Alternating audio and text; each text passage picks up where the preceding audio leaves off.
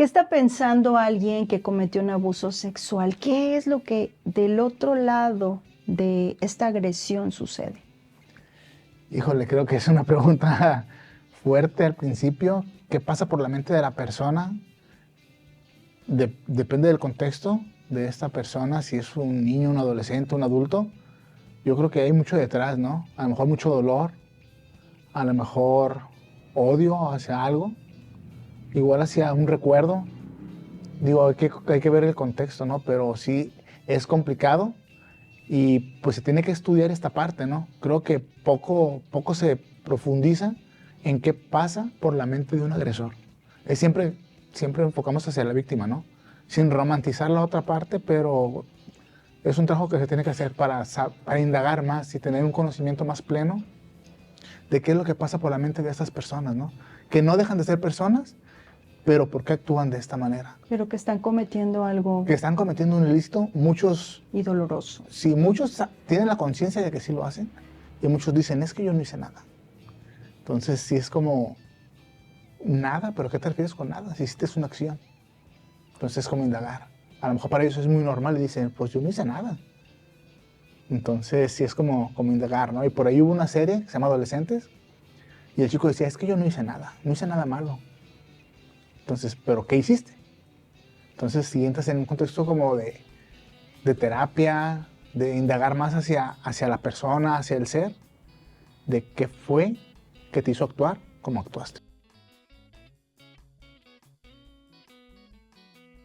Bienvenidos a Lente Rosa. Estamos en un capítulo más. Queremos darles la bienvenida. Hoy es miércoles de rosa y de botas rosas.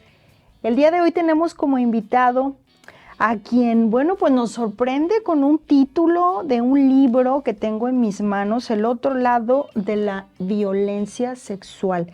Te doy la bienvenida, sexólogo, orientador sexual, Tony Arce. ¿Cómo estás? Muy bien, pues Amelia, muchísimas gracias por invitarme. Estamos muy bien, muchísimas gracias. Este libro en el que plasmas, en el que hablas de una situación que viéndola desde el lado de la víctima es dolorosa, es injusta, es irreprobable. Sin embargo, verla desde la otra cara de la moneda. Sí. ¡Qué fuerte! Qué fuerte, y digo, y son situaciones que se dan. No es algo que salga de alguna fantasía o que sea ficción. Son situaciones reales. Como bien dices, el libro plasma esa parte, ¿no? Visto desde la parte legal, ¿qué pasa con un adolescente? Sí, porque es lo que hablamos nosotros en este libro. ¿Qué es lo que pasa con un adolescente en cuanto a la cuestión legal, ¿no? Si lo acusan, no lo acusan, si lo procesan, no lo procesan. ¿Qué pasa en la parte familiar? ¿Qué pasa en terapia? ¿Y qué pasa desde la visión de la sexología, ¿no? O sea, multidisciplinario, ese trabajo que se realizó para entender un poco más de por qué actúan como actúan. Sí, es un trabajo que se hizo, digo, multidisciplinario, psicólogos, sexólogos, una parte legal, una abogada que nos ayudó, todos con un perfil hacia la sexualidad. Ahora hablamos de adolescentes aquí, pero estos adolescentes van a crecer. Claro. Y siguen siendo agresores. Siguen siendo agresores. Por ahí hay una estadística que dice que por cada agresor hay 10 víctimas. Y como te lo comentaba, no es romantizarlo, de decir, ay, pues las víctimas sí. O sea, no se trata de este caso. Pero si tú ayudas a una persona que es infractora, que es como lo mencionamos nosotros en el libro, si tú ayudas a un menor infractor, estás ayudando, aparte de esta persona y a esta familia, estás ayudando a 10 más a que no sufran un abuso. No quiere decir que sea menos importante el trabajo, pero sí tiene como mucho mayor impacto, ¿no? De prevención. Y la prevención creo que es lo que menos tenemos como cultura. Claro. Ya que está el daño hecho, pues ya tratamos de solucionarlo. Y lo hemos visto en muchísimos contextos. Pero en este caso en especial, pues nosotros nos dedicamos a esto, ¿no? De prevención y de estar con la talacha de todo el tiempo, estar pues auxiliando a estas personas, darles una orientación y pues bueno. ¿Qué está pasando en la mente de estos chicos? Puede ser, de estas personas que agreden de esta manera? pueden ser varias situaciones que estén pasando. Puede ser que sean menores que también sufrieron algún tipo de violencia y la están replicando. Pueden ser que en sus contextos sociales donde ellos viven exista este tipo de violencia. O sea, no precisamente hacia ellos, sino que viven en este contexto de violencia, entonces Se les hace normal. se les hace como muy normal y lo replican. O puede ser que lo estén viendo en algún lado, ¿no? Entonces sí es importante indagar desde dónde viene. No todos los casos son lo mismo. Se dice que el 90% de los menores que son abusados o de alguna manera que sufren algún tipo de violencia, pues viene desde dentro del hogar. Entonces hay que ver en qué contexto están, para empezar a entender por qué se comportan como se comportan. Además que las estadísticas a nivel nacional pues no hablan de números muy alentadores en el tema de la violencia sexual infantil. No son números alentadores, pero también son números muy pobres, porque no tenemos tampoco la cultura de ir a hacer una denuncia.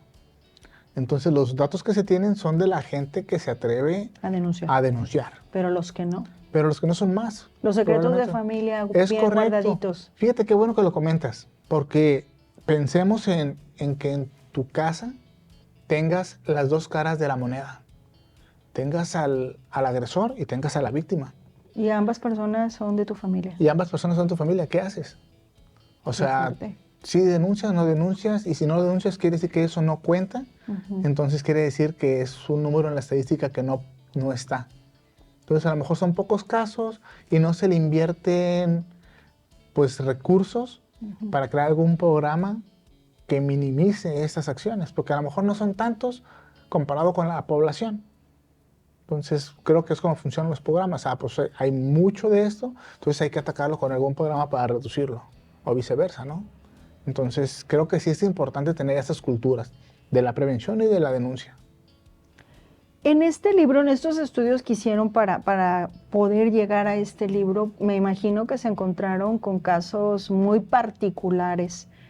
¿Hubo alguno que moviera mucho tus fibras, que te pusiera en alerta, que inclusive estuvieras como más al pendiente de lo que había a tu alrededor y en tu familia o en las otras familias?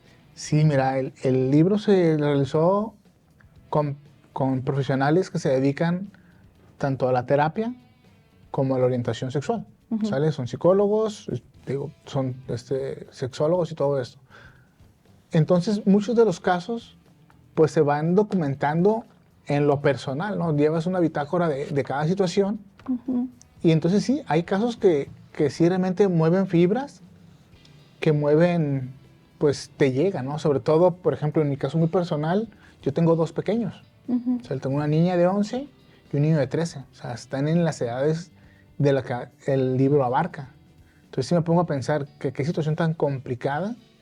Y hay casos en terapia que te mueven, pero precisamente por eso estudias, ¿no? Para tener este temple de poderlos manejar. No quiere decir que no te afecten, pero sí te mueven, ¿no? Y sí hay casos muy desgarradores. Como te digo, que dentro de la familia están las dos partes. Y como papá, ¿qué haces?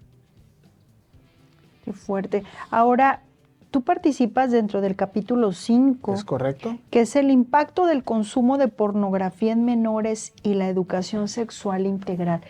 Esto que llamamos descoyuntamiento, esto que llamamos del morbo, de lo que se despierta a tempranas edades, cuando no debería suceder. Y la pornografía, pues, es el detonante. Yo creo que ese es el inicio. Es el inicio. Muchos de los casos es el inicio. ¿Sí? Cada caso es pues, muy especial, pero de muchos es el inicio. Y la pornografía no es nueva. Es un tema muy Toda viejo. la vida Yo creo que te tocó a ti, sí. No como ahora, porque ahora es muy fácil. Sí. Ahora con un tecleo tienes mucho acceso a muchas páginas. Antes nos teníamos que ir a las revistas, que era lo más común, o que alguien rentara un video de sus papás y se lo robaban y es lo que pasaba, ¿no?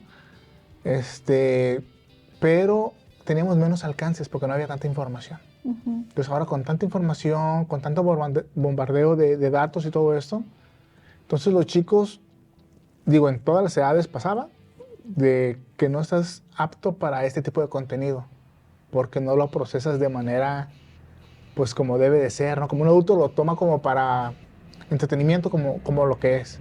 Pero tú lo puedes tomar literal cuando estás chavito, ¿no?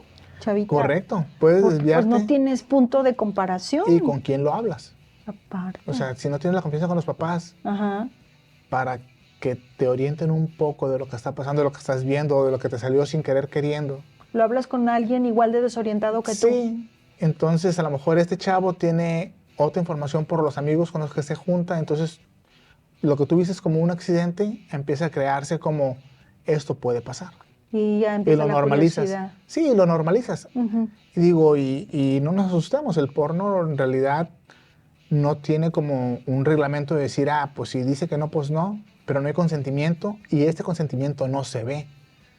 Si lo hicieran más tipo real, Ujú. donde tratan de ligar a la chica con consentimiento, con cuidados, como el preservativo, todo este tipo de situaciones, Pero no es creo así. que fuera más educativo, Sí, sí. pero no lo ves. Es muy literal. A lo que vas, Sí, ¿no? sí, a lo que vas y sin protección. Ujú. Entonces ya vienen las prácticas de riesgo, que los chavos para ellos a lo mejor es muy normal, porque pues si donde lo ves no lo usan, pues lo tengo que usar yo. Ujú.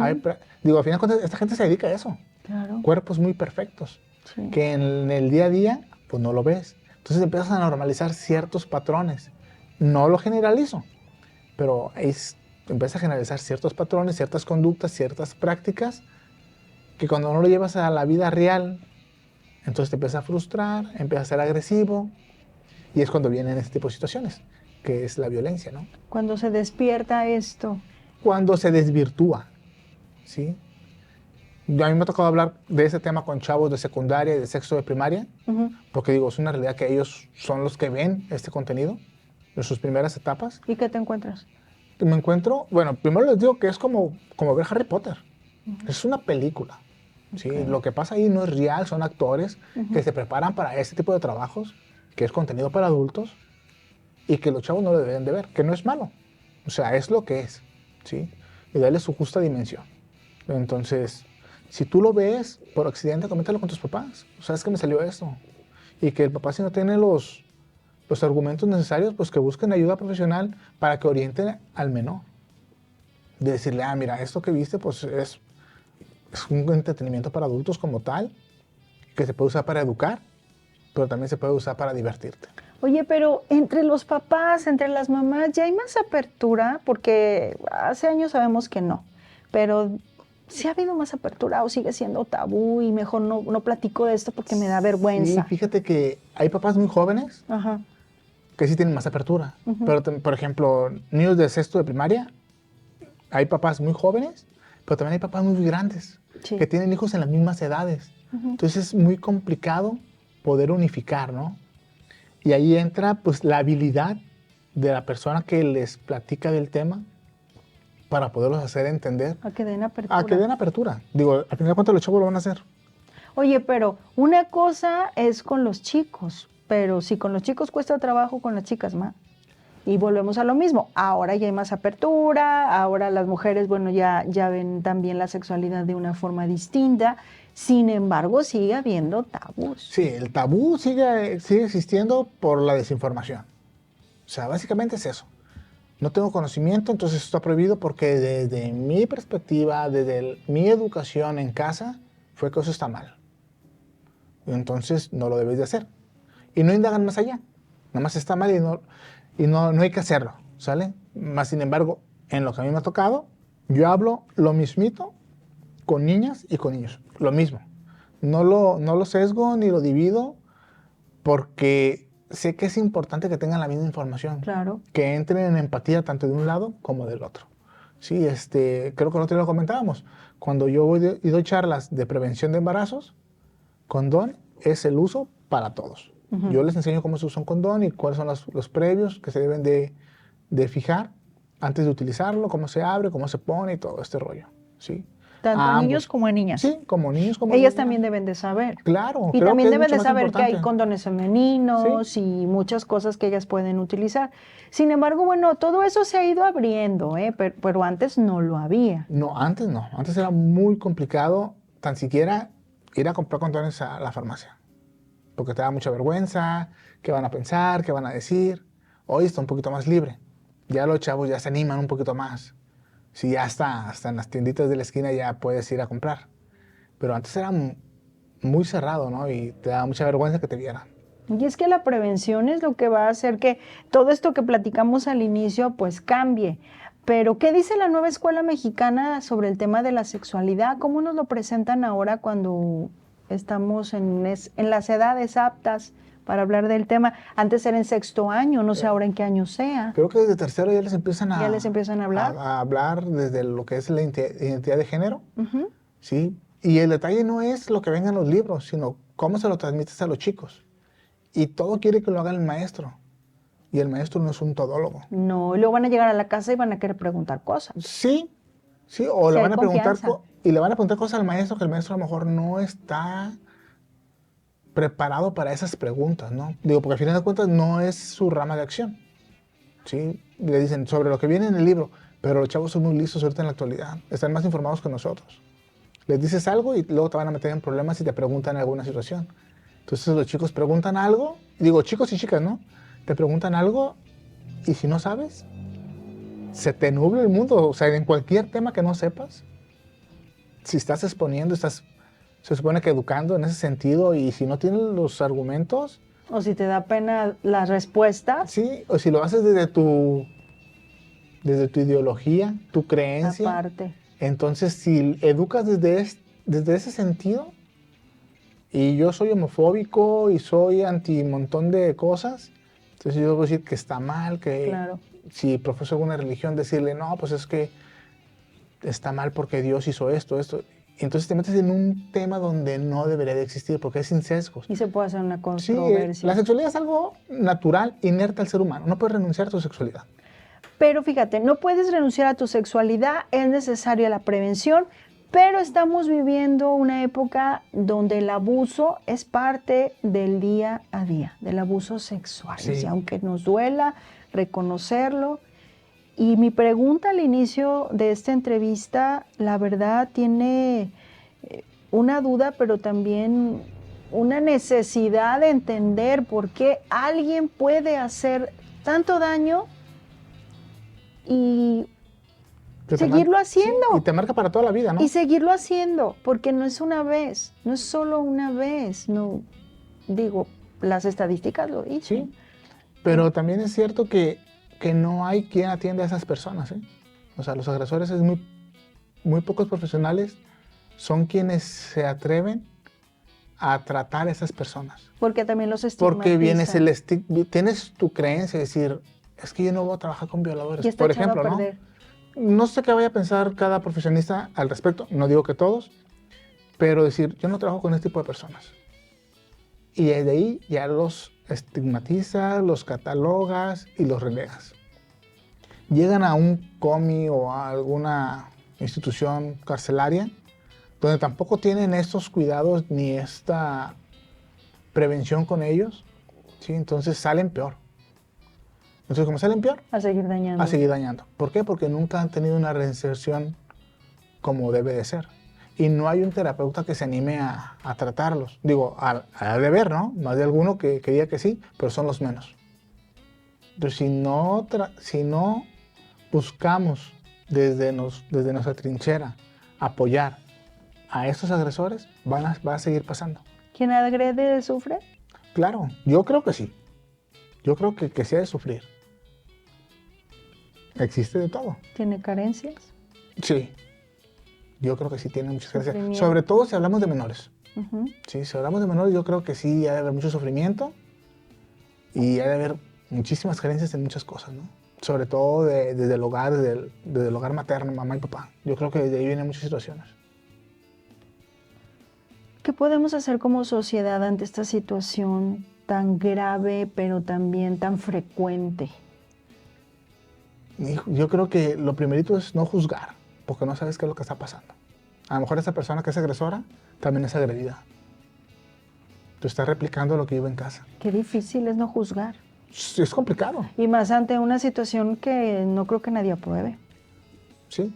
Digo, es bien complicado decir, pues, cada quien su vida, ¿no? Y pues uno te metes y pues él sabrá su rollo, si quiere actuar de esa manera, pues es muy complicado. Yo una de las cosas que predigo en mi vida muy personal, a mí no me gusta meterme en broncas con nadie. Si una persona vive o no vive como vive, pues, ese es su problema, no es el mío. Yo tengo demasiadas situaciones en mi vida como para preocuparme por alguien más en ese sentido, ¿no? De la parte profesional, digo, pues me tengo que meter porque ese es mi tema profesional. Eso es a lo que te dedicas. Eso es a lo que me dedico y yo siempre les digo, juntos de la mano vamos a salir. En esta investigación que se hizo, que dio vida a este libro, pues hay muchos profesionales de diferentes ramas, como tú nos platicaste, enfocados en diferentes capítulos y sobre todo hablando de adolescentes en esta situación. ¿Qué pasa con ellos? ¿Qué sucede cuando un adolescente comete este delito? ¿Se le juzga? ¿De qué manera? ¿Se puede reivindicar? ¿No? ¿Se le juzga desde la óptica de dónde? O sea, desde la sociedad. De la legalidad. De la legalidad, pues se dice que la justicia es ciega, ¿no? Uh-huh. Entonces, al ser menores son tratados como menores aquí en México. Sí. Entonces, si cometen un acto, pues tienen una consecuencia. Aquí lo importante es qué pasa con nosotros como profesionistas cuando cae un chico de estos en tus manos. También puede ser una chica, ¿eh? Uh-huh. O sea, se dice chico porque estamos habituados a que el hombre es más agresivo y es quien regularmente comete los actos. Pero también existen las mujeres. Uh-huh. ¿Qué pasa cuando una persona cae en tus manos para ayuda? Pues desde el principio de cuenta con las personas que yo trabajé, y yo sé que todos los profesionales en esos temas los ven sin juicio, ¿no? Lo ven como una persona más y empiezan a indagar. ¿Qué hiciste? ¿O por qué estás aquí, no? Y ya empiezas a escuchar sus historias y muchos vienen desde la niñez. Es que para mí es normal.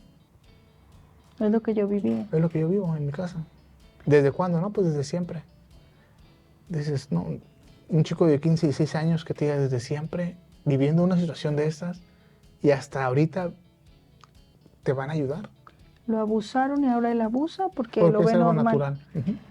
Y aquí la intervención familiar, entonces, ¿qué papel juega? Es paso a paso, ¿eh? Muchas veces quien abusa está en casa, mamá o papá. Uh-huh. Entonces no puedes decir que venga tu mamá y que venga tu papá a terapia. Son los que abusan. Porque son los que abusan. Entonces es bien complicado. Entonces tienes que buscar las estrategias de que te acompañe un familiar de confianza o una persona de confianza. Ya no etiquetas de mamá, papá, tíos. Quien tú quieras, sí, una persona, que sea de confianza. Un adulto de confianza. No, pues el señor de la tienda. Fíjate. ¿Por qué? Porque mi papá es el que me abusa. Digo. Y dices, sí, qué difícil. Entonces, sacas al hijo de la casa o sacas a la persona de la casa siendo menor. Porque quien abusa está adentro. Entonces dices, es que yo no quiero estar en mi casa. No quiero salir. Entonces tienes que tener como los sentidos muy agudos de detectar cómo lo expresa, qué expresa, las palabras, los movimientos. Digo, te conviertes como un agente, ¿no? De estar viendo, detectando cada cuestión y que te quede bien claro, sin juzgar, ¿no? Dices, a ver, tú me estás diciendo esto. Yo entiendo esta parte, ¿no? O sea, que me estás tratando de transmitir esto. ¿Es correcto? No, pues sí, así pasaron las cosas. Es complicado. ¿Pueden enderezar el camino? Claro, creo que todas las personas merecemos una segunda oportunidad. Y yo creo que ellos están ansiosos de una segunda oportunidad, de vivir diferente. Pero no saben cómo. Porque están inmersos en esta, ¿no? Sí. Entonces sí es complicado. Sí es complicado. Prevención, yo creo que esa es la clave. ¿Cómo prevenir que niños y adolescentes realicen prácticas sexuales abusivas? Información, consentimiento. Si les preguntas a los chicos qué es consentimiento, yo creo que no van a saber. ¿Y cómo van a practicar algo que no saben? Entonces, información. No es adentrarlos, no es animarlos a que adelanten el inicio de su vida sexual. En México estamos sobre los 13 años, 12, 13 años, que inician su vida sexual. Entonces tienes que hablar con niños menores de esas edades. 10, 11, 12 años. Para prevenir, que a lo mejor van a empezar a los 14, como lo hacen en España, que ellos están como punta de lanza, ¿no? En cuestión de educación sexual. Les dan mucha información, no para que adelanten, sino para que prevengan y llegado el momento, tengan todos los argumentos. Digo, en algún momento van a iniciar su vida sexual sobre esas edades. Mejor que sean bien informados a que sea yo no sabía. ¿Cuál es el mejor momento para empezar? preescolar, primaria, y irlos adentrando poco a poco de, mira tu cuerpo, niñas y niños somos diferentes en cuanto a fisionomías, ¿sí? Tenemos las mismas curiosidades, tenemos las mismas preguntas, ¿sí? Nomás que en las niñas está más estigmatizado y en los niños no, está más normalizado. Entonces, te comento y te repito, yo es igualito para los dos lados, ¿sí? La curiosidad es para ambos lados, entonces es como irlos informando, ¿no? Desde pequeños. Sí, o sea, tu cuerpo es tu cuerpo, es tuyo, nadie lo tiene que maltratar. Y en algún momento me platicaste de mostrarles los lugares prohibidos del cuerpo. Claro, prohibidos en el sentido de que nadie los puede tocar sin tu consentimiento. Tú les puedes mostrar, dices que con semáforo, ¿no? Un semáforo, sí, el semáforo es lo más tradicional que hay o lo que siempre se usa, el semáforo. Ese es tu cuerpo, aquí está prohibido, nadie te puede tocar sin tu consentimiento. Y recordemos que el consentimiento en México son para personas de mayores de 18 años. Entonces, es que me dijo que sí lo tocara. No, o sea, tampoco tratar de poner palabras donde no es y decir, es que como aquí dice que si me da consentimiento, sí, pero un menor de edad no puede dar consentimiento. Lo puedes manipular y por eso te consiente, claro, ¿verdad? Ni los 17 años puedes dar consentimiento. ¿Sale? ¿Y qué pasa con una pareja de adolescentes de 16 y de 18? Que hay muchos. No son mucha la diferencia. Y hay consentimiento de ellos, porque en ese momento el amor y todo eso, y los descubre el papá de ella. Porque si lo descubre el papá de él, no pasa nada. Así es. Pero si pasa al revés, de que sea el papá de ella, va a querer meter una demanda. Pero no procede. Hay varias situaciones, ¿no? Como no se cumplen más de 5 años de edad, de diferencia de uno y del otro, entonces es difícil que proceda. Porque los dos son. Porque los dos son pares, si están dentro del rango de edades, aunque sea mayor de edad. O sea, sí hay muchas situaciones que puedes ahí como argumentar, pero aquí viene la parte legal en el libro, que sí, que no y dónde sí aplica. ¿Sale? Entonces, sí hay como muchas situaciones. Es complicado porque se da en la práctica día a día. ¿Sí? Digo, en teoría, las cosas son bien bonitas en teoría. Y bien fáciles. Y bien fáciles, pero, ¿no? Pero en la práctica es muy complicado. Entonces, empezar desde temprana edad a darles información. Es correcto. Para no tener que recurrir a esta información. Hijo, sí. Ya se cometió el delito, ahora ¿qué puede hacer? Sí. Quienes estén interesados en adquirir tu libro, ¿dónde lo pueden encontrar? Está en línea, está creo que en Amazon, está en todas las plataformas de libros, en Gandhi. Pero hay en varias plataformas. El otro lado de la violencia sexual. ¿Qué hacer cuando niños y adolescentes abusan de otros? Es correcto. Igual que me mandan algo en línea y con gusto les paso los links para que lo compren en físico o digital. Está en los dos formatos. Y porque es una situación que se está viviendo, que no podemos cerrar ojos y que en muchos casos también lamentablemente pues se da entre los mismos hermanos. Sí, hay muchos casos que hermanos mayores que pueden agredir a sus hermanitos o hermanitas menores y pues la ley alcanza a todos. Así es. Digo, es muy difícil tener al agresor en casa, ¿no? Aunque no tengas a la víctima, tener un agresor en casa creo que debe ser complicado. No sé, no he estado en la situación. He escuchado, o sea, por pacientes que llegan, pero no lo he tenido yo en casa. Y no soy igual. Entonces ha de ser muy complicado y es mejor orientarlos. Darles la apertura, darles toda la confianza para que te pregunten como a ellos se les venga la pregunta, porque a veces pues están chicos y no saben cómo expresarlo y que así como lo expresan, así que te lo digan. Tú como adulto trata de entenderlo, ¿verdad? Y tratar de orientarlo lo mejor posible, y si no tienes orientación, si no tienes tú la información, pues buscar quién te puede ayudar, ¿no? Tony, ¿qué le dirías a los papás, mamás que nos están escuchando, viendo en estos momentos, adolescentes que nos están viendo y escuchando? Que les den toda la confianza para que les hablen de todos los temas, inclusive de los más difíciles que son los sexuales para uno como padre, que son difíciles escucharlo de tus hijos, ¿no? Y más de tus hijas. Son seres humanos, o sea, son personitas. Sobre todo, cuida más a las mujeres, porque son las que están más vulnerables, pero también los hombres son muy vulnerables. No las juzgues. No, o sea, si tu niña te dice, oye, papá, es que me gusta fulano, me gusta sultano, escúchala. para todo hay edades, ¿sí? Y desde corta edad empiezan a sentir gustos por otras personas. Claro. Eso no tiene nada de malo, es algo natural que Pero no se no puede te controlar. lo dicen. Por el miedo, ¿no? No te dicen que ese primer beso, pues a lo mejor se va a convertir en algo más emocionante. Sí. Hasta que lo vives ya sabes y dices, ¿qué me está pasando? ¿No? Sí. ¿No te acuerdas de ese primer beso? Como le dicen, ese primer beso mojado, ¿te acuerdas? Es importante hablar de estos temas, Tony. Te agradezco mucho que estés aquí, que nos vengas a hablar de tu libro y pues hasta muy pronto te vamos a invitar. Muchísimas para que sigamos gracias. platicando de estos temas. Claro que sí, el primer bebé, aquí está. Muéstralo a la cámara, aquí está su bebé. Este es el primero, parte esperemos que sean de muchos. Sí, parte de todo un proyecto de muchos Así especialistas del tema y Tony está en capítulo 5. Capítulo 5, página 80, por ahí estamos más o menos. Ahí está. Hasta la próxima. Gracias. Estuvimos en Lente Rosa, el podcast. Nos vemos pronto.